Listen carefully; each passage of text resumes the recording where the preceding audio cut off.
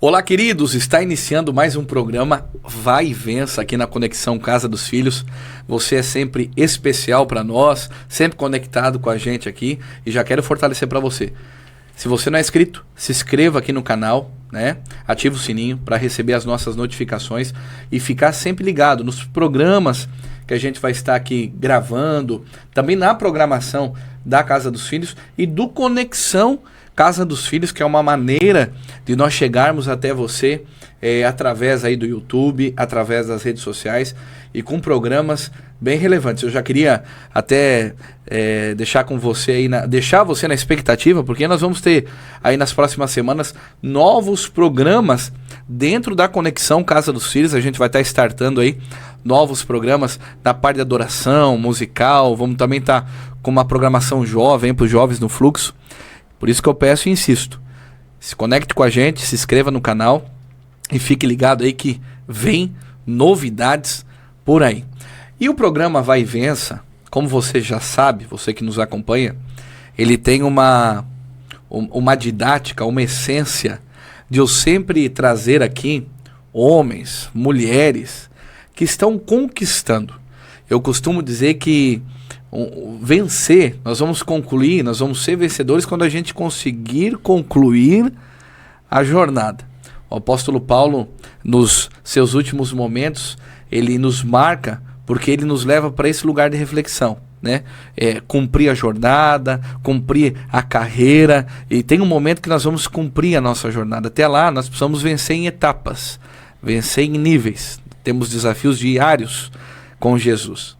Então a essência do programa é trazer pessoas que estão vencendo na área familiar, na área empresarial, na área profissional, na área ministerial, homens e mulheres que estão vencendo. Eu tive a graça de Deus e o privilégio, né? Eu falo que a mesa que Jesus preparou para mim é uma mesa de príncipes, de princesas, de filhos com excelência. E o Senhor teve a graça de me visitar através da vida do Kaique Diniz, né? Deus me presenteou com a amizade dele. O Kaique é um príncipe do evangelho, um príncipe como filho de Deus. E hoje o programa é com ele, muito especial. Como já é de costume, ele vai dar o currículo dele inteiro aqui para você saber quem é o Kaique, de onde ele veio, se é casado, se não é, se tem filho, como é que é a vida dele, o que ele faz.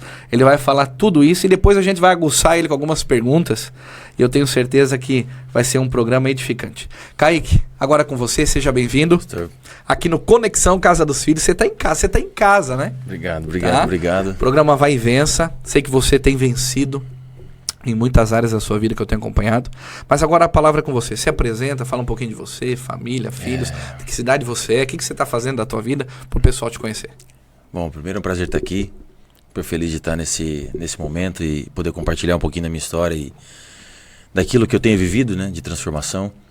Eu sou um cara que atualmente mora em Alphaville, São Paulo, mas eu sou de uma cidade bem pequenininha chamada Penápolis.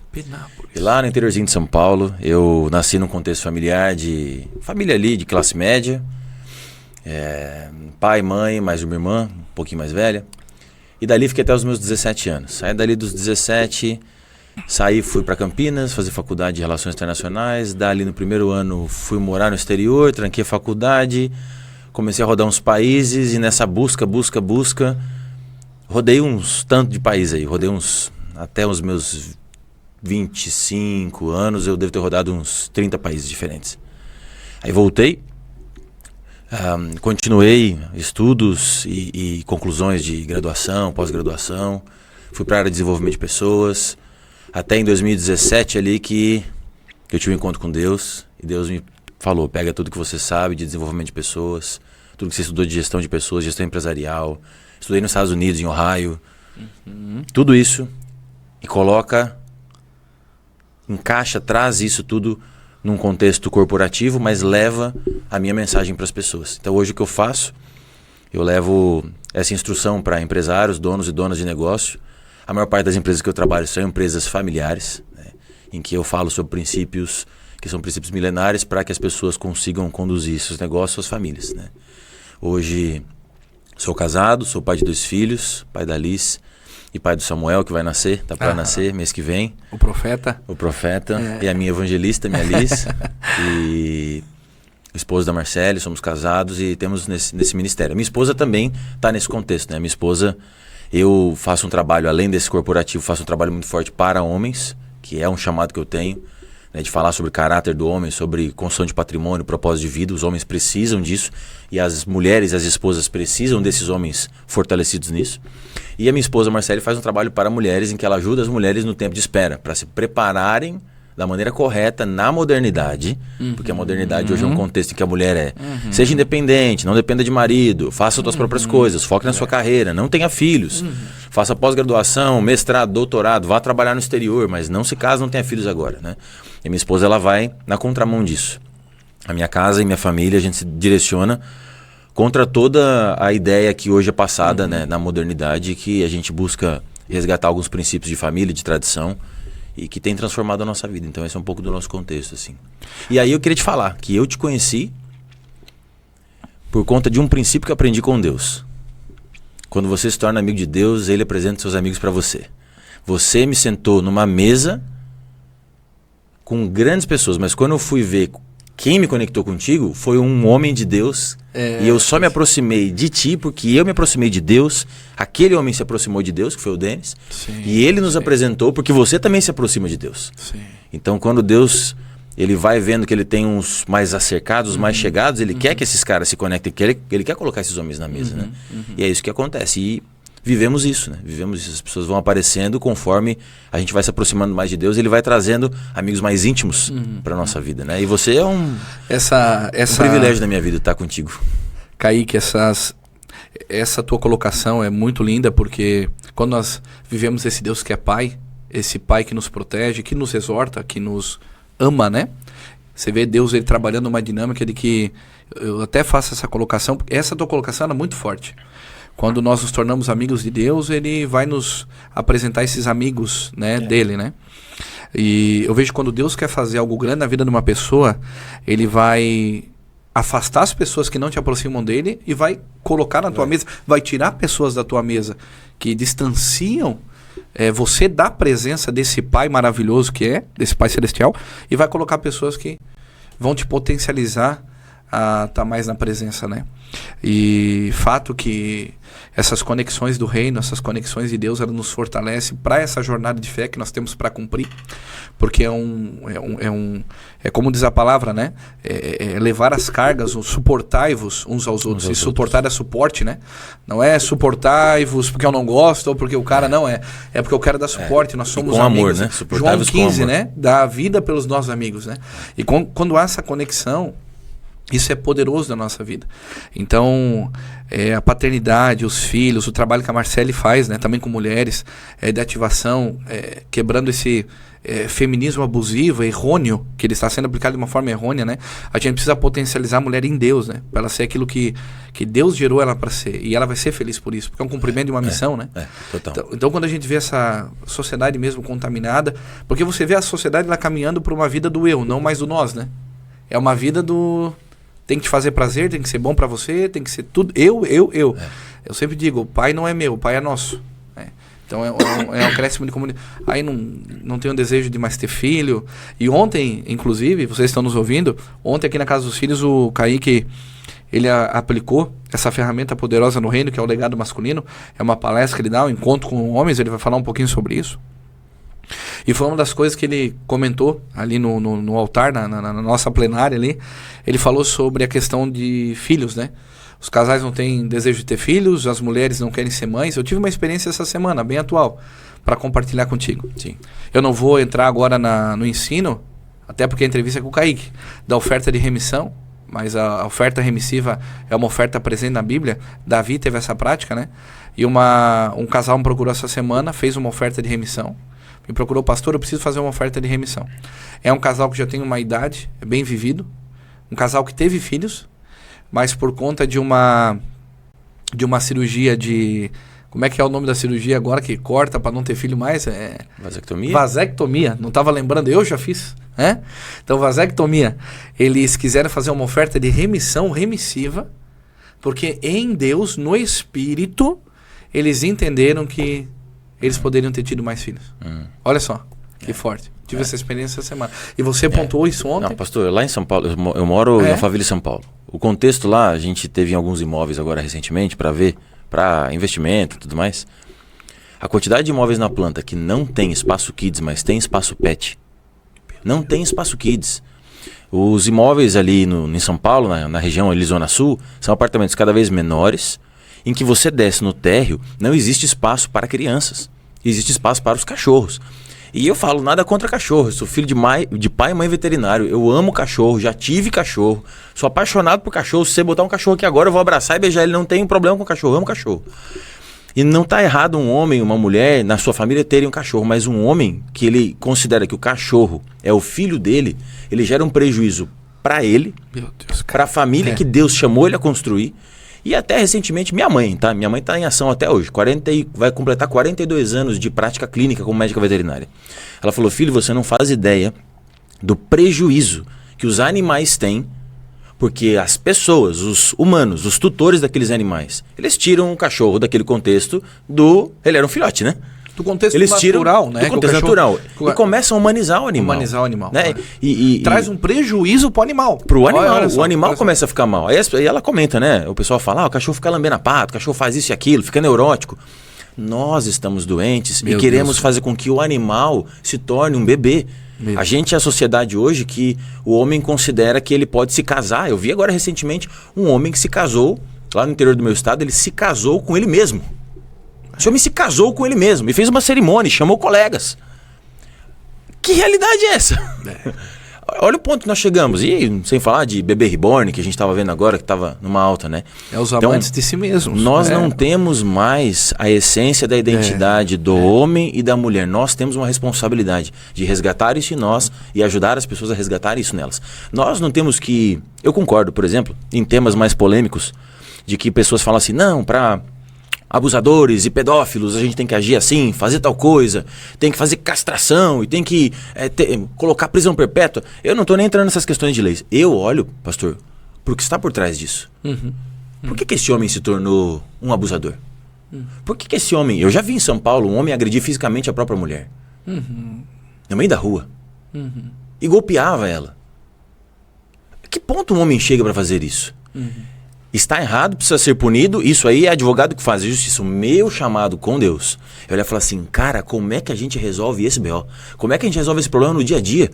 Porque castrar esse homem e prendê-lo não vai resolver as origens do que fez ele se tornar daquele jeito. Corrige, previne muita coisa, muitos homens vão pensar 2 vezes. Mas o que está por trás? E a gente sempre vai encontrar, o pastor sempre fala disso, falta de paternidade, falta de um pai. As famílias disfuncionais... a pergunta seria assim, né? O que nós estamos gerando, né? Acho que isso tem que ser um incômodo sempre. Eu volto e meio e faço essa pergunta para mim, né? A gente tem toda uma questão de estar à frente de um lindo trabalho, né? Uma linda igreja. Só que eu insisto, né? Não há nada tão bom que não possa melhorar. Doação, paternidade, estamos aplicando, estamos volta e meia voltando, revendo tarefas, maternidade na igreja, nosso papel como cristãos, como filho de Deus, numa situação como essa, o que eu faço, o que nós estamos gerando para amenizar situações assim. Nós estamos indo na raiz, nós estamos tendo ação só depois que a tragédia já foi feita, precisa de uma tragédia? Não, vamos começar a trabalhar, no caso nosso aqui, né? No caso infantil, vamos começar a ministrar adolescente, olha a sexualidade, que nível ela está. Né? Como ela está antecipada, né? Eu ainda fui muito protegido nessa área, apesar de ter sofrido um abuso cedo, como no teu caso também, eu também sofri, mas ainda fui muito guardado, ainda mesmo com abuso pela família, ainda teve não era uma prostituição aberta. O teu caso já é um pouco mais agressivo, né? Quando tu testemunhou. Só que hoje, crianças com 11 anos, 10, cara, elas estão assim, é normal. Agora, ao mesmo tempo, há uma esperança. Ontem, ao final da palestra aqui na Casa dos Filhos, eu terminei a palestra do legado masculino e aí pessoas vieram falar comigo. E veio um jovem e veio com um amigo. E aí eles comentavam ali, né, dos planos, que um tá namorando, o outro ainda não tá namorando, mas já tem uma moça que gosta. E aí, falando com eles, né, vocês pensam em se casar? Sim. Eu perguntei pra ele, falei, ela é... Porque assim, o homem, pra ele escolher, a visão que Deus me deu pra eu escolher a minha mulher, a Marcele, é 2 critérios. Além dela ser uma mulher que segue a Jesus Cristo. Primeiro critério, essa mulher é agora, no presente, um pilar emocional para minha vida? Deus me chamou para um projeto. Deus chamou um homem, eu e você como homem, para um projeto. Deus chamou Noé para construir uma arca. Murilo tem uma arca para construir, eu tenho uma arca para construir, cada homem aqui tem uma arca para construir. A arca é a missão. A arca é o que Deus me chamou a fazer. Eu tenho que construir. Isso. Deus deu uma ordem para Noé e falou, entra nessa arca, coloca a tua mulher, teus filhos e as mulheres dos teus filhos. E a gente só foca nos animais, né? Mas ele deu uma ordem, é a tua família. Deus nunca vai desconectar a tua família de um projeto que ele te pediu para construir. Pronto. Então pronto, tá aí. Nós temos essa estrutura. Então o meu alinhamento na minha casa, meu alinhamento com a minha família, é como eu faço com que isso aconteça. Como é que eu não perco a sintonia em Deus e como é que eu faço que as coisas aconteçam? Faz sentido? Eu tenho que trazer... Faz muito sentido. Eu tenho que conectar a esposa, eu tenho que conectar os filhos, eu tenho que querer viver família, eu tenho que querer ter filhos. Eu tenho que querer ajudar as pessoas. E não ir numa linha de... Eu vou viver sozinho pro resto da minha vida, vou ficar só, não vou realizar nenhum sonho. É muito legal o que você falou, até para os jovens que nos ouvem nesse momento, que o Kaique está dizendo assim, ó, que o casamento ele é uma construção dentro de uma amizade. Porque a amizade vai pontuar para mim a questão emocional e espiritual daquela pessoa. Eu falo para os jovens aqui na igreja, até eu estava uns 2 sábados atrás aí, eles tiveram um evento aqui na sala do pai, daí eu falei de paternidade para eles e eles faziam perguntas, né? E eu falei, para você conhecer essa mulher ou esse homem, você precisa ter amizade, construir algo. Não pode colocar a carroça na frente dos bois. Então vê o que é a parte emocional, como é que tá. Qual que é os sonhos, né, Kaique? Qual que é o projeto? Não, e esse jovem falou algo lindo pra mim. Ele falou, eu fiz essa colocação pra ele e falei, ela já é um pilar emocional pra tua vida? Sim. Ela já é um pilar espiritual? Você vê que ela, no momento, ela já tem estrutura espiritual para apoiar você como auxiliador idônea no projeto que Deus te chamou a fazer. E ele disse sim. Eu falei, então por que você não casa com ela, cara? Aí ele olhou pra mim, pastor, e falou assim, porque eu fiz um acordo com o pai dela e eu só vou casar com ela, só vou namorar com ela quando ela tiver 18 anos. Pronto. Faltam 2 meses e eu estou esperando há 2 anos. Olha aí, que lindo. Pastor, na hora que eu ouvi isso, eu falei, esperança. O garoto tá esperando 2 anos, vai dar 2 anos que o garoto tá esperando pra namorar com a moça. Pedindo pro pai e fazendo tudo direitinho. Que lindo. E ele tava aqui. E ele é um garoto que já entregou a vida para Jesus. Eu falei, tem esperança. Apesar do mundo tá ficando cada vez pior, tem esperança. Deus tem salvo. Deus tá fazendo milagres, as pessoas estão se reconciliando com Cristo. Então, tem um trabalho aí que está sendo feito e nós temos um exemplo. A igreja faz isso, né? A gente tem um exemplo aqui dentro desse ambiente do Conexão Casa dos Filhos, dentro dos nossos estúdios. Você que está nos vendo e tem toda uma equipe aqui trabalhando aqui hoje, ó, e aí me vem à memória um rapaz chamado Guilherme, aqui da igreja. Aí ele vê assim, pastor, tem uma moça aí que ela persegue meu coração já há algum tempo e tal, pastor. E assim, tem tudo pra gente namorar, pra gente casar e tal, não sei, mas eu quero a tua opinião e tal. E conversando comigo, aí ele disse assim, pastor, mas eu já falei pra ela que a minha missão é a igreja. Ela tem que gostar. Resumindo, hoje a Thay trabalha na igreja, casaram. Então, tinha uma missão, tinha uma arca. O Gui deixou bem claro, a minha arca é essa. A minha arca é essa aqui, ó. Meu negócio é na igreja. E tá os dois aí dentro da igreja hoje, um casal efetivo, eficaz aqui na igreja. E muito linda a construção do relacionamento deles. Você me lembrou agora, pastor, um texto. Eu não vou achar ele aqui fácil, porque eu destaquei ele na minha Bíblia digital aqui há uns dias atrás. Mas é um provérbio 24 ou 27, que diz assim: não forme sua casa antes que suas plantações estejam estabelecidas. Isso, estabelece a tua lavoura, o teu campo, depois... Isso.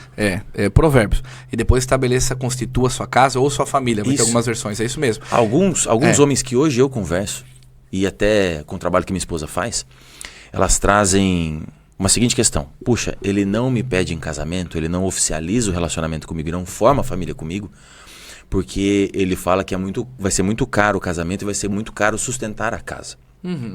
Só que o que esse texto nos ensina é que a plantação deve estar estabelecida, não as colheitas. Eu falo, você está trabalhando? Você é um cara dedicado? Uma mulher que é um homem que trabalha. Deus deu aquela ordem para nós. Os teus princípios... Comerás o fruto do suor do seu trabalho. Ele trabalha, tem princípio, tem base? Tem princípio, isso, tem princípio. Porque se eu fosse pensar, né? Eu casei com a Marcele era uma esposa que eu pensei, se eu for casar com ela, eu vou ter que pedir a Marcela em casamento com um helicóptero caindo pétala de rosa. Porque ela é uma mulher que gosta de tudo que é melhor, tudo que é bom, e ela é toda de bom gosto. Falei, não vai ter como. Se eu fizer esse casamento, não vai ficar muito caro, não vou ter condição de pagar isso aí. A partir do momento que eu fui vendo que o que ela enxergava em mim não era isso, o que ela enxergava em mim era: eu quero um homem que seja digno, honrado nas portas da cidade. Eu quero um homem que seja trabalhador. Ela não se preocupava com a minha estética, ela não se preocupava... Ela se preocupava que eu era dedicado. Porque no começo, quando eu conheci a minha esposa, eu falei pra ela da minha realidade. Isso é uma coisa que é extremamente importante quando uma pessoa vai conhecer a outra pra se casar. Tem que ter verdade. E você tem que amadurecer as coisas e ser verdadeiro. Isso, porque se você esconde uma realidade, namoro e noivado é pra acabar. Tem prazo de validade, acaba. Casamento, não. Então, esse tempo do namoro, esse tempo do noivado é um tempo de teste. O que é o teste? Prova, eu quero dizer. Eu tô ali o tempo todo no convívio. Para verificar o quê? Para verificar se tem os princípios. Para verificar se tem a condução correta. E aí, daí, eu tomo a minha decisão. E no final, nesse caso, o homem escolhe e a mulher decide. Falo, então vai lá. Você escolheu, é aquela ali? Então vai. Quanto é que custa um anel? R$15? R$15. Lá no centro de São Paulo, paga R$15 o anel. Um anel custa R$15, meu amigo. Não custa 50 mil reais, não. É R$15. Custa, vai lá, ajoelha, pede a mão dela, oficializa e tem um compromisso. Porque isso santifica a vida de um homem e prospera demais. É cientificamente comprovado que o homem casado prospera mais. Prospera mais. Olha aí que forte isso. Vai dar muitos cortes bons aí, Coller, depois dessas partes aqui de casamento, de relacionamento. Eu vou voltar um pouquinho agora. Sim. Pra gente trazer aquela parte da tua movimentação, a tua vida. Você sai com 17 anos de casa, é isso, né? Sai com 17 anos, começa de Penápolis. Lá de Penápolis, começa a se movimentar, enfim, geograficamente também, nações. Pelo que eu entendi, você estudou muito. Tu teve uma base bem legal. Tu tá com quantos anos, Kaique? Tô com 35. 35 anos. Então, tu teve uma parte bastante doação, estudo. No meio disso, que momento que aconteceu o despertamento teu para mentorear, para trabalhar com empresas, pessoas, em que momento se deu isso na tua vida? Todo propósito de uma pessoa vem de algo que indigna ela.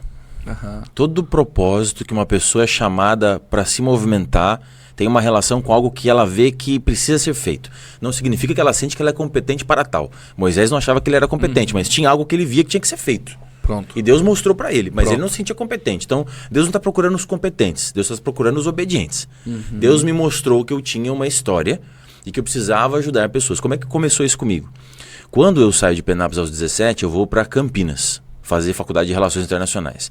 Eu era um garoto de bolsa, era classe média baixa, depois do divórcio dos meus pais, foi uma situação bem complicada, eu era moleque com 9 anos. E a situação financeira, minha mãe sustentou essa situação financeira toda. Eu aprendi muito com a minha mãe, apesar que deveria ter tido essa referência do meu pai, mais forte do meu pai do que da minha mãe, mas aprendi muito com a minha mãe o trabalho e a importância do trabalho. A minha mãe até hoje, são 42 anos de carreira e ela está ativa, ela não parou. Né? E com essa referência eu consegui fazer muitas coisas. Né? Minha mãe ela conseguiu colocar a gente num excelente colégio particular lá na nossa cidade, que existe até hoje, é um colégio centenário, né? Que ensinava de pintura, música, sabe? Aqueles colégios de tradição mesmo, né? Que ensinam cultura, poesia. Eu declamava poesia na escola. Né? Saio desse contexto, vou para uma faculdade de Relações Internacionais em Campinas, que era particular, que eu consigo também por bolsa.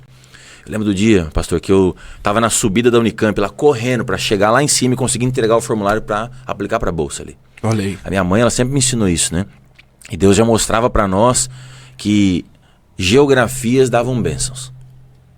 Falávamos disso, né? A geografia ela não deve ser escolhida, ela deve ser obedecida. Se Deus te manda sair, como mandou Abraão, sai. Para onde? Não sei. Se Deus te fala, vai para a direita, não vai para a esquerda, e você como Jonas vai para a esquerda, tem tempestade. Se você vai para o lugar e vai até além de onde Deus falou, não, antes do Egito, para antes do Egito, não chega lá. Geografia se obedece. Então, quando eu vou para Campinas e eu começo a ter essa experiência na universidade, eu começo a ver que aquele ambiente me dá uma nova realidade. O garoto de 40 mil habitantes, Penápolis, para uma cidade agora, numa faculdade de Relações Internacionais, com inglês, espanhol obrigatório, um monte de disciplina diferente, direito internacional e um monte de coisa. Eu acreditava que eu seria um diplomata. E no meu coração ardia assim, você vai viajar a todos os países do mundo. Eu não conhecia Jesus. Mas ardia no meu coração. Viajar todos os países do mundo. E ser um mensageiro, um diplomata. Que vai de embaixada em embaixada. Eu estudei Relações Internacionais para isso. No segundo ano de faculdade, eu conheço uma organização que trabalha com desenvolvimento de liderança para jovens. E trabalha com universidades em mais de 100 países. Eu entro, aplico, me selecionam e eu começo a viajar para o exterior. Aí onde eu comecei a viajar. 1, 2, 3, 5, 10, 20, 30 países, 40 países. Até hoje foram 58. E nessa minha juventude eu viajei muito. Quando eu vou para fora, novinho ali com os meus 18, 19, me sentam numa mesa e uma gestora fala para mim, dessa organização, nós vamos ter uma reunião de coaching. É uma reunião de treinamento que eu vou te capacitar para aquilo que você vai fazer. Tinha que trabalhar com operação de intercâmbio, enviar estudantes para as universidades, enviar estudantes para trabalhar em empresas como Alcatel, Microsoft, era o que a gente fazia a operação. E eu também fiz intercâmbios, né? Eu fui para a Rússia, fui para a Turquia, fui para a Colômbia, fiquei 1 ano na Colômbia. Então isso foi me moldando muito. Mas o que eu fui entendendo? Que eu tinha um amor muito grande por cuidar de gente, eu tinha uma vontade muito grande de ajudar pessoas. Quando eu volto dessas experiências para concluir a faculdade, porque eu estava com a faculdade trancada, eu ia jubilar se eu não voltasse. Eu estava liderando um escritório na Colômbia dessa organização que eu liderava 3.200 voluntários em 19 cidades. Eu tinha 21 anos de idade. Voluntários, era gente pra caramba, em 19 cidades diferentes. E se eu não voltasse, eu era jubilado da faculdade. Eu falei, como é que eu não vou entregar um diploma para minha família? Eu tenho que entregar um diploma. E eu voltei. Quando eu voltei, eu sentei numa cadeira de universidade com alunos de 3 anos antes de mim. A minha cabeça não encaixava. Eu tinha visto o Muro de Berlim. Eu tinha ido em Auschwitz, na Polônia. Eu tinha ido em Pequim, eu andei na Muralha da China. E aí eu volto e sento numa carteira para ouvir direito internacional, para ouvir história internacional. E pessoas ali, eu falei, meu Deus, o que eu tô fazendo aqui? Eu teve uma crise. E aí eu fui e fiz um curso de formação para coaching e mentoria. Quando eu faço, para me encontrar, eu descubro um talento. Eu consigo ajudar as pessoas, eu consigo orientar pessoas, eu consigo aconselhar pessoas. E tem um modelo para fazer isso. Mas não era um modelo em que eu via que aquilo era 100% daquilo que Deus queria que eu fizesse. Mas eu comecei a fazer. Trabalhei por um período no Instituto Brasileiro de Coaching com o José Roberto Marques e o Marcos Marques, que hoje estão à frente também do Acelerador Empresarial, né, lá em Alphaville, em São Paulo. São 2 grandes nomes, grandes referências. E o José Roberto, ele teve um olhar, que é um olhar que para mim é um grande princípio de liderança. Um líder sabe enxergar potencial das pessoas. O líder não enxerga a realidade dela. Eu estava conhecendo parte da sua equipe. A parte da sua equipe, eu já falei, o Murilo já sacou. Ele tá vendo o cara daqui 10 anos. Por isso que ele tá investindo no cara. Nem o cara enxerga que ele vai chegar daqui 10 anos naquele lugar, mas o visionário já viu. O líder já viu o cara lá na frente. Então ele investe na pessoa, porque ele sabe que ela tem capacidade e potencial. Somos formadores e heróis. Nós precisamos formar essas pessoas. Formadores e heróis, é isso. E o Zé Roberto foi esse cara para mim. Então ele abriu espaço para mim. Então eu dava esse treinamento, eram 8 dias de treinamento, e eu dava esse treinamento em Florianópolis, Maceió, Porto Alegre, Belo Horizonte. Eu viajava o Brasilzão inteiro, íamos para os Estados Unidos, voltava, era palestra, era muita coisa acontecendo. Quando eu estava em Maceió, em 2017, isso foi de 2012, 2011, 2010, 11 até ali 2017. 2017, eu ainda trabalhava lá no IBC. Eu estava dando treinamento em Maceió. Quando eu estou no treinamento em Maceió, eu estava no 5º ou 6º dia do curso, eram 8 dias. Era um curso que começava às 9 da manhã, terminava meia-noite, 1, 2 da manhã. E eu estava nesse quarto de hotel. Eu acordo de manhã, frente para o mar. Hotel lindo, cansado e esgotado. Me sentindo rarefeito. Tipo um queijo suíço. 90 dias sem folga. 90 dias sem folga. Era 4 dias num curso, palestra no outro dia mais 4 dias de curso, e palestra no outro dia, e treinamento corporativo no outro. E acabado daquele jeito, naquela manhã, eu vou pro chuveiro. Tinha que dar aula às 9 da manhã, isso devia ser umas 7h30, 8. E eu tô lá ensaboando o cabelo. E na hora que eu tô ensaboando o cabelo, eu lembro que eu sonhei naquela noite. E aí eu começo a lembrar, até hoje eu tenho isso, né? Tô lá ali no banho e ficou nos meus pensamentos. E aí eu lembrei do meu sonho. Eu lembrei que eu estava no sonho num lugar totalmente branco. E uma voz bem forte disse assim, Ezequiel 2. Nunca tinha lido a Bíblia. Tô lá lavando meu cabelo, falei, Ezequiel 2. Não, Ezequiel não é dos Trapalhões é Zacarias. Era assim meu pensamento, Falei, não, Ezequiel, isso é um livro da Bíblia. Eu saí do jeito que eu tava, com sabão, peguei a toalha, me enrolei, fui no quarto, peguei o celular, digitei no Google. Ezequiel 2, pum, filho do homem. Ponte em pé e falarei contigo. Ezequiel tava com a cara no chão, prostrado, porque viu a glória de Deus. E Deus fala, filho do homem, ponte em pé e falarei contigo. Ali eu aprendi. Tem horas que Deus quer que você se prostre, mas tem horas que Ele quer falar com você de pé. De pé. Fica de pé aqui, ó, menino, levanta. Você tá 90 dias aí acabado, levanta, que eu vou falar contigo. E o texto continua dizendo, uma ordem que Deus dá para Ezequiel. Deus coloca um rolo doce como mel, goela abaixo nesse homem. Que é a palavra de Deus. E fala, vai e prega para os rebeldes. Ali eu entendi o meu chamado em Deus. 2017 no quarto de hotel, sem ninguém, só eu e Deus ali. Eu chorei. O que eu vejo? Que hoje o meu trabalho e aquilo que eu faço é dar treinamento para as empresas. Eu falo de treinamento de liderança, formo gestores, ajudo empresas familiares na sucessão. Sim, mas o meu diferencial, que não é meu, é falar o que Deus fez na minha vida. Todo esse contexto, pastor. Eu fui um cara que nesses anos todos, eu usei droga. Eu era viciado em pornografia. Quando eu morei na Colômbia, eu fumava 2 maços de Marlboro vermelho por dia. O Kaique que você tá vendo aqui na sua frente tinha 40 quilos a mais. Olha aí, ó. Eu mentia. Descaradamente. E buscava, nas viagens que eu fazia, o próximo destino que ia preencher o vazio que eu sentia dentro de mim. E aí quando eu voltava para o outro país, eu falava assim, mas eu queria estar lá. Eu falava, aonde que está essa satisfação que nunca está dentro de mim? Dali daquele quarto de hotel em Maceió, eu voltei para São Paulo, conheci Jesus, fui numa igreja, me batizei. E aí eu aprendi, caramba, depois de tantos anos, agora a busca mora dentro de mim. É o Espírito Santo. Eu não preciso buscar fora mais. Então, Kaique, dos maços de cigarro, do excesso de peso, da mentira, da pornografia, esse Kaique, o que Jesus fez por ele? O que Jesus faz? O que Jesus faz, Kaique? Meu Deus. Olha, eu diria pra você que... Que área Jesus afetou na sua vida? Que área? Eu diria pra ti que Jesus ele me amou. Acho que é a melhor definição. Jesus me amou. Mas tu viu o quanto é poderoso? Porque a área... Em todas as áreas. Isso. Né? Aí que tá. Em tudo. De todas as formas. Nós servimos um Deus completo. Um Deus que não deixa lacuna, que Ele entrega a chave na mão, a casa completa. Ele não entrega inacabada, né? Então é na vida moral, é mentira, é na vida sexual, é na vida profissional, é na vida física, né?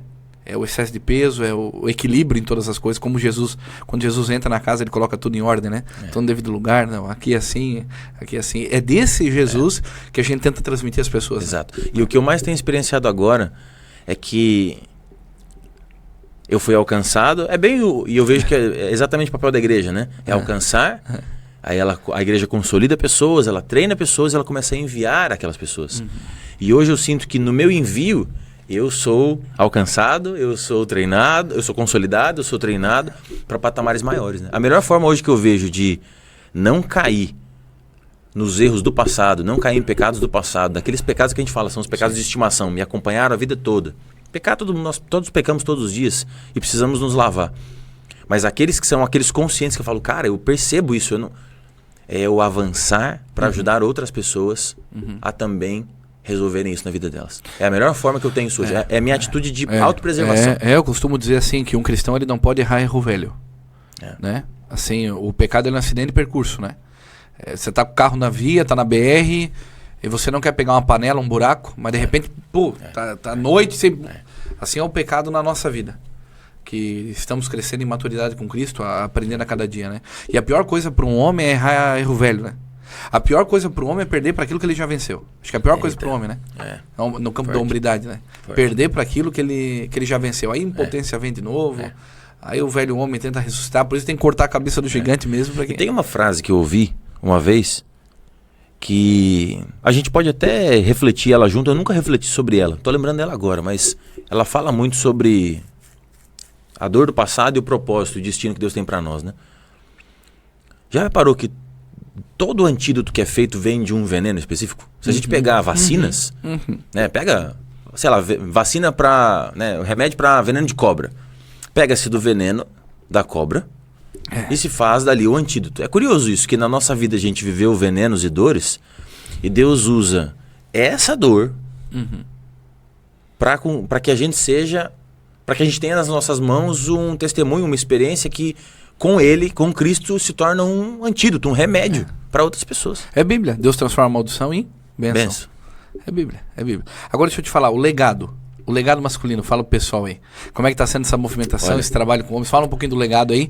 Nós vamos ter um segundo momento aqui em Jaraguá novamente. O legado vai acontecer de novo em Jaraguá, dia 26 de novembro. Se você é homem, meu convidado, esteja aqui. Vai ser na Casa dos Filhos, 26 de novembro. Vai ser uma quarta-feira, 19 horas. Sai do trabalho e vem direto. Não dá nem tempo de passar em casa, vem direto. E a gente teve um momento incrível ontem, né? Na primeira edição aqui em Jaraguá, a gente bateu aí um recorde. Né? Centenas de homens vieram e foi maravilhoso. Deus colocou o legado no meu coração quando eu estava num jejum de palavras, no meio do mato, sentado na beira de um lago. E Deus me deu uma palavra que está em Isaías que diz: te darei tesouros escondidos, que estão no oculto, secretos, para que você saiba que eu sou o teu Deus, que chama você pelo nome. E quando Deus me deu essa palavra, e eu estava ali, eu lembro que eu estava num tempo de adoração e louvor e leitura da Bíblia, eu estava em jejum de palavras. Jejum de palavras significa, eu estava sem falar alguns dias. É uma loucura isso, não tinha até então, não tinha vivido essa experiência. E ali Deus me deu a clareza. Fala para os homens buscarem uma identidade de novo, porque eles perderam a identidade, quem eles são. Né? Então a responsabilidade, o papel do homem, né? Eu falo sempre, o papel do homem tem várias formas de fazer o que o homem tem que fazer, mas de forma ainda não tão específica. O homem foi chamado para governar, o homem foi chamado para cultivar, o homem foi chamado para multiplicar, o homem foi chamado para paternar. Se é para multiplicar, esses filhos têm que ter pai. E é filho biológico, é filho espiritual, é filho na empresa, é seus liderados. Você foi chamado para tudo isso. Né? E na família, o legado masculino tem trabalhado isso. A família não é algo que pode ser destruído por causa de uma arca. Deus falou para Noé, para colocar a família na arca. Então, se Deus te deu a tua família, se Deus deu a família que você tem para você, Deus nunca vai pedir que você construa uma arca para perder a sua família. Deus nunca vai te dar uma coisa para perder outra coisa que Ele te deu, que é uma bênção. A família é a maior bênção. A sociedade moderna hoje é baseada, a sociedade ocidental, que é a mais bem sucedida até hoje, é baseada nas raízes e valores cristãos.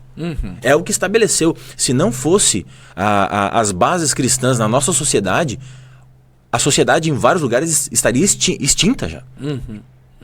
Nós precisamos ter famílias.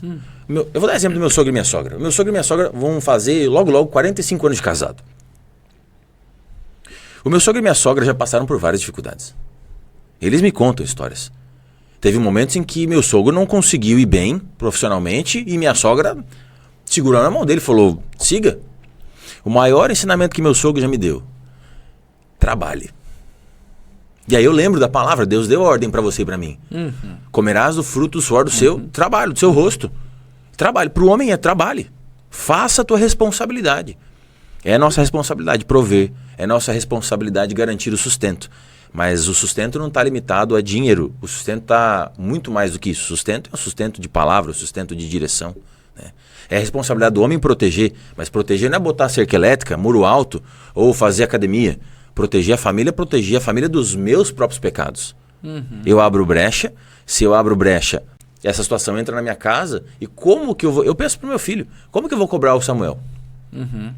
Eu tive uma reconciliação com meu pai. Você conhece a minha história? Eu tive uma reconciliação com meu pai, que foram 16 anos um longe do outro. Meu pai não tinha coragem de me buscar e me procurar para falar com a gente. E das vezes que tentou, não deu certo e a coisa esfriou e nós ficamos 16, dos meus 9 aos meus 25. Eu me preparei 16 anos para poder chegar no meu pai e falar assim: te perdoo. Só que quando eu cheguei na frente do meu pai, Deus falou para mim: não é isso que você tem que falar para ele. Você tem que pedir perdão pro teu pai. Porque faz 16 anos que você fala mal do teu pai. E eu falei: caramba, é verdade. E eu pedi perdão pro meu pai naquele dia. E meu pai pediu perdão para mim naquele dia. A gente se reconciliou. Essa história de reconciliação é a história que eu conto para minha filha e pro meu menino que vai nascer. Eu preciso construir uma vida em que eu não tenha vergonha dela. E como que eu construo uma vida assim? Eu costumo dizer que para eu me limpar, para eu tirar tudo aquilo que eu não me orgulho, eu tenho que tirar o orgulho, eu tenho que falar daquilo.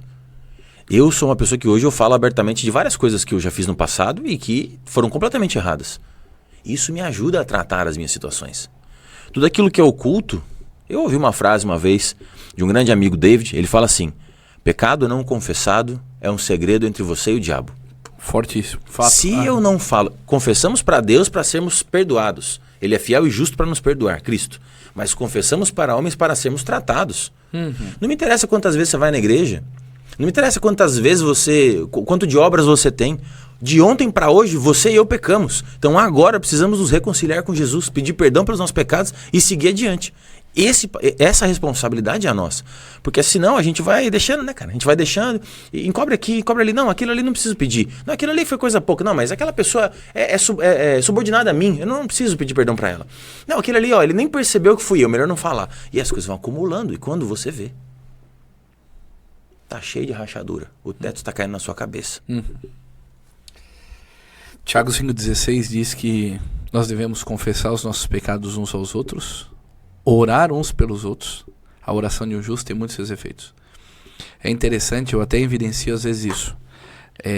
Para Deus eu falo assim, para Deus você conta, para as pessoas você confessa. Porque Deus é onipresente. Se tem alguém que sabe que você está pecando, é Deus. Então quando você vai na tua oração, você fala: Deus, tu sabe o que eu estou fazendo. Isso está errado. Agora, o êxito da cura, né? O êxito da cura é aplicar isso que o Kaique acabou de dizer. Eu ter um amigo, eu ter alguém para confessar, eu viver um discipulado, né? Eu ter um ambiente de legado masculino, eu ter um ambiente desse, que é um ambiente de homens, onde a gente possa abrir o coração. Para mim, ontem foi muito gostoso o momento de falar. Eu estava com uma ovelha minha. E como o meu rebanho aqui já me conhece bem, eu sou muito aberto para eles, né? Não tenho dificuldade. Eu tenho uma situação com a minha mãe há 30 anos, de doenças psicóticas, né? Não fui criado por mãe, sou curador dela juntamente com a minha irmã, estourou um surto nela essa semana. Né? Então, véspera de aniversário da igreja, ontem uma correria toda, e eu aqui, palestra, eu pedindo para a igreja orar, e a igreja que eu pastoreio acompanha de perto as crises e situações da minha mãe. Eles me auxiliam, Kaique, nisso. Ontem um casal de presbíteros da igreja foi socorrer minha mãe. Eu aqui, eles cuidando da minha mãe para mim. Então quando você começa a ver isso, né? E o legado é esse tempo de conforto, esse tempo de ajuda, esse tempo de busca, esse tempo de amizade. Eu vi muito claro isso para mim ontem. Agora, uma coisa que você compartilhou agora, pastor, e eu faço legado masculino lá em Alphaville toda semana, né?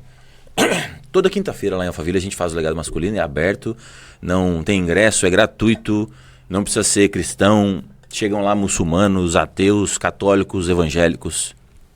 Mas é um ambiente que a gente fala de caráter, propósito e patrimônio e desses princípios que a palavra nos traz, né? E uma das coisas que eu tenho visto, e a gente ministrou há uns dias atrás, algumas semanas atrás, é que Deus ele dá algumas pessoas muito estratégicas para nós derrubarmos alguns gigantes. Normalmente quando a gente ouve a história de Davi e Golias, a gente olha muito a perspectiva daquela história que a gente ouviu desde criança, né? Davi era pequenininho, Golias era gigante, né? E ele foi lá e lança uma pedra e derruba o gigante cai, ele vai lá, arranca a cabeça. Mas esses dias atrás, eu estava numa festa que a gente faz lá na nossa igreja, eu sou membro da Igreja Batista Atitude lá em Alphaville. E nós tivemos ali a festa da roça, né? No mês de junho. E foi lindo assim o momento. E quando nós estávamos ali, no tempo de comunhão de mesa, chegou um amigo chamado Marquinhos Malaquias. Malaquias ele ficou conhecido um tempo atrás porque ele fez a negociação do Neymar, né? Vendeu o Neymar lá no futebol e tal. Malaquias é um homem de Deus e tem sido muito usado. Deus tem transformado a vida dele, nós congregamos juntos. Ele está à frente lá do Instituto 12 por 1 também, que é o meu apoiador no legado masculino. E ele chega e fala assim: Kaique, você conhece esse cara aqui? Aí ele apontou para um outro colega nosso. Ele falou: esse cara aqui é resolvedor de problema. É um advogado, amigo nosso. Ele falou: esse cara aqui é descascador de abacaxi. Bicho. Você conhece ele? Eu falei: e como conheço, cara? Já resolveu muito BO para mim. Situações que ele já resolveu. E aí eu cumprimentei os dois e sentamos ali. Quando eu fiz silêncio, eu vi o Espírito falar assim: eles são pedras que eu dei na tua funda para você derrubar os gigantes. Chega na semana seguinte, eu vou lá ministrar no legado masculino e trazer a direção. E a gente faz o legado masculino sempre com uma direção que eu trago, ou quem vai ministrar aquele dia, e tempos de troca de mesa, né? Quando a gente olha para essa passagem, Davi caminhou, ele teve que pegar algumas pedras, ele escolheu algumas pedras. Mas normalmente quando a gente entende pedra, a gente sempre associa que uma pessoa que é uma pedra no caminho, é um problema. Tem pessoas que Deus coloca na nossa vida que são pedras para a gente pôr na funda, lançar contra gigante e derrubar gigante. Nós nos conhecemos e Deus tem nos usado para derrubar alguns gigantes aí por uma pedra, um homem. O Denis nos apresentou. Isso. Uma pedra, um fragmento de rocha. É que curioso, o fragmento de rocha. E Deus deu. Agora, estava lá. Davi tinha que ir lá e pegar. Davi teve que olhar e falar, essas aqui, ó. Essa aqui, Deus, essa aqui. E lançar.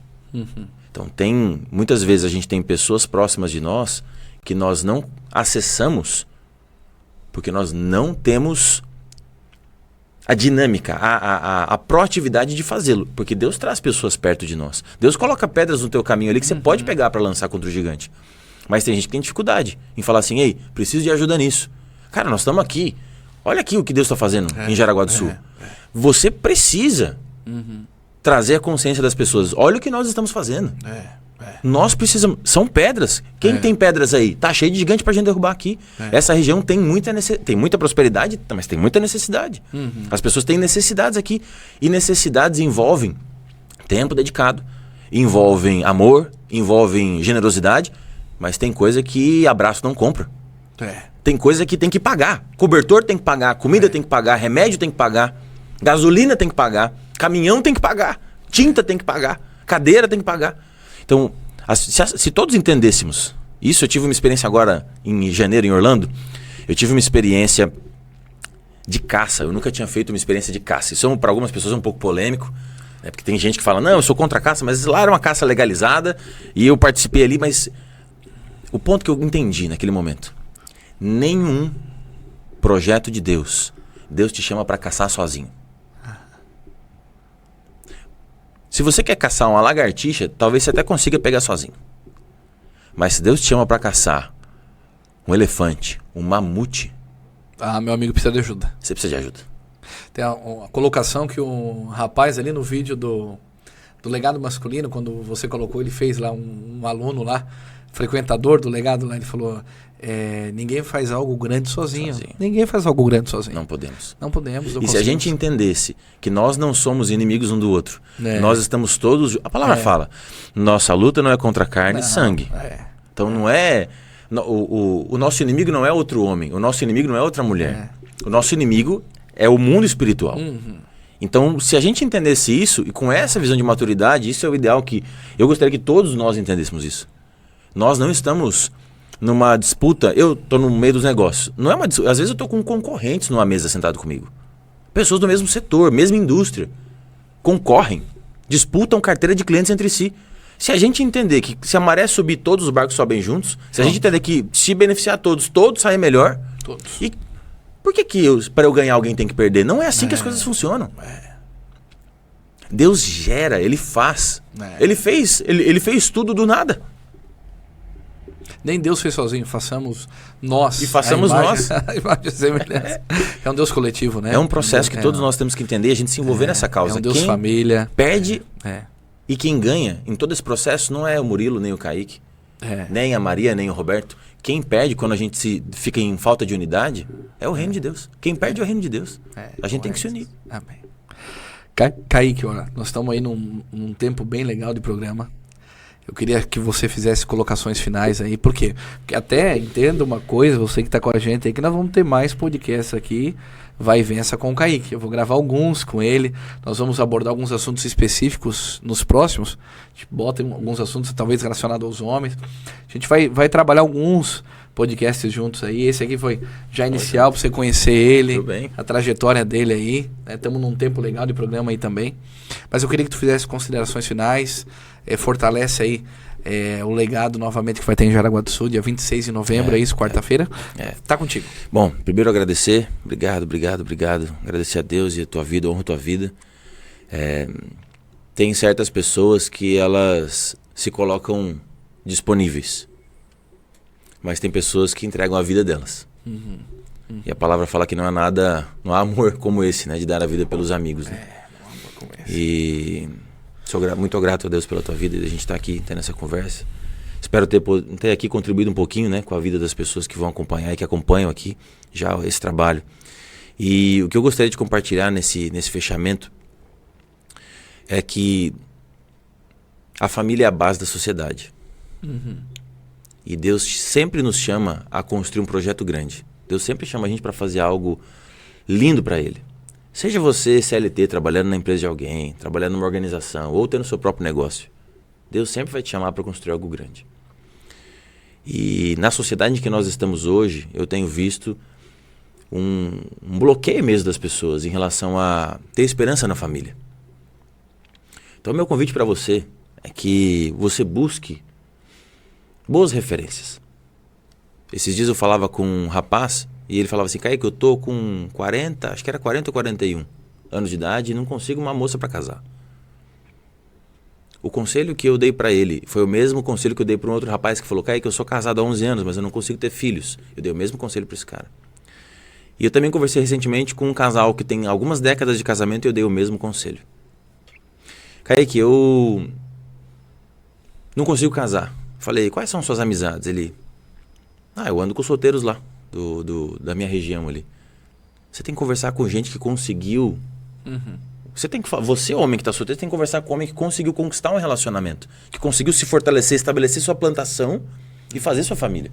Se você está com uma esposa e vocês não conseguem ter filhos, converse com pessoas que já viveram lutas de aborto, dificuldade, perderam filhos na gestação, tiveram perdas ali gestacionais e conseguiram vencer.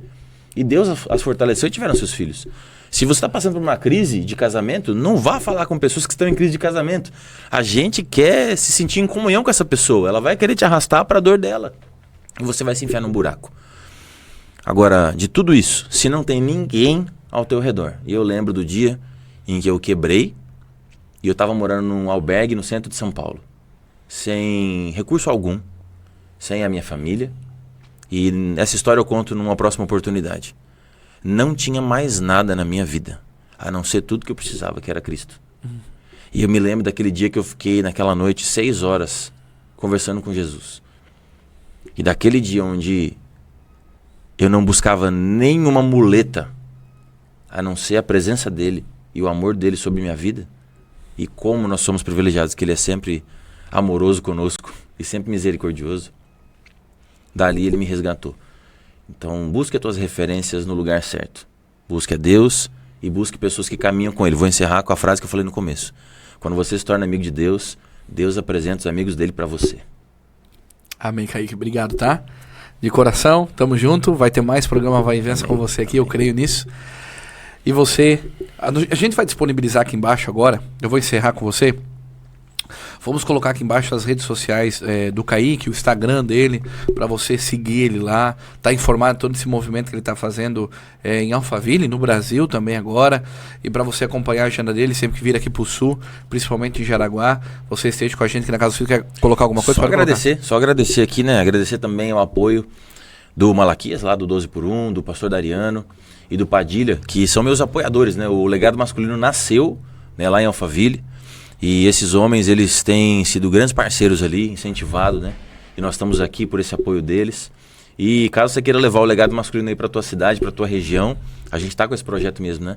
É um projeto adenominacional, que a gente vai e ativa esses homens ali, né? E consegue contribuir um pouquinho mais, né? Para esse desafio que a gente tem na realidade. Vamos disponibilizar aqui embaixo as redes sociais do Kaique, para que vocês possam entrar em contato com ele, levar o legado masculino para sua cidade. Eu posso dar o testemunho aqui do primeiro mover que nós já vivemos aí, que foi maravilhoso. Tínhamos ontem aqui mais ou menos uns 200 homens, acho que até mais, e eles foram tocados ontem aqui. Foi muito lindo, saíram daqui despertados, fortalecidos, saíram daqui para viver um novo tempo. Eu não tenho dúvida disso, ok? Queridos, receba toda essa porção aí no teu coração que foi liberada aqui, através desse pequeno testemunho aí de vida do Kaique, que tem sido um vencedor, graças ao bom Deus que tem sido a bússola da vida dele, o Espírito Santo. Eu tenho certeza que foi edificante para a sua vida. Mais programas virão e não se esqueça, vá e vença. Que Deus te abençoe grandemente.